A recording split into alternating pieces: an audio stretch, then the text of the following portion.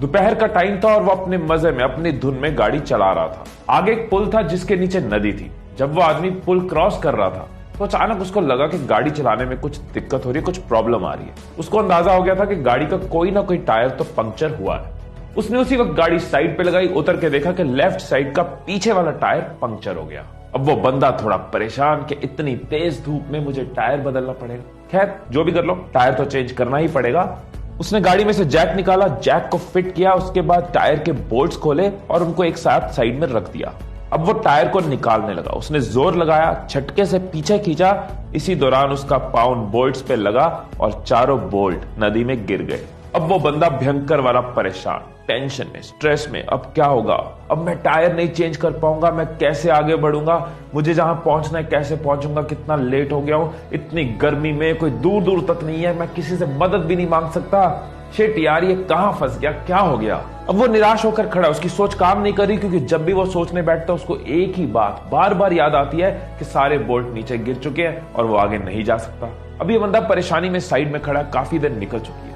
अब सामने से उसको नजर आता है एक किसान आ रहा है।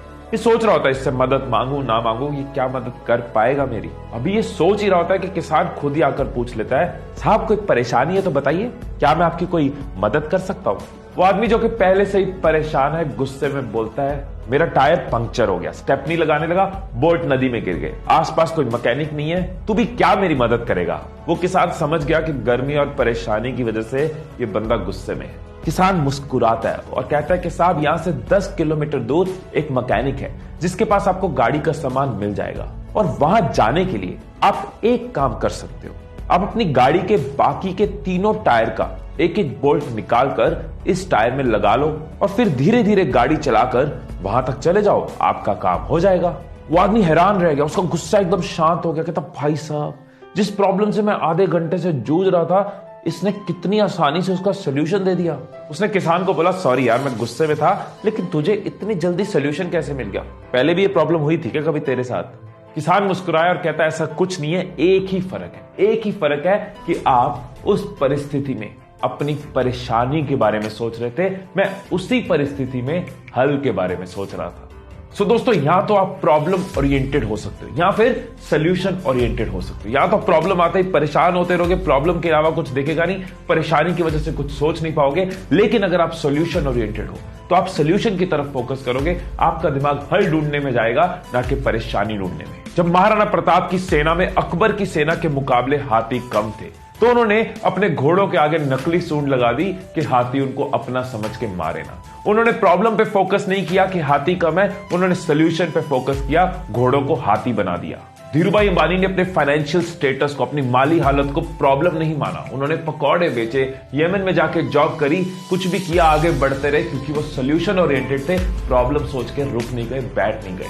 महात्मा गांधी, भगत सिंह, चंद्रशेखर आजाद, सुभाष चंद्र बोस और ऐसे कई नाम, इन लोगों ने प्रॉब्लम पे फोकस नहीं किया, हम तो गुलाम हैं, हम तो स्लेव हैं, गुलामी में रहना पड़ेगा। इन्होंने सोल्यूशन पे फोकस किया कि कैसे देश को आजाद कर सकते हैं। एक और नाम जो मैं आपको बताना चाहूंगा, जिसकी आवाज मैं अभी से सुन पा रहा हूं, वो है तुम।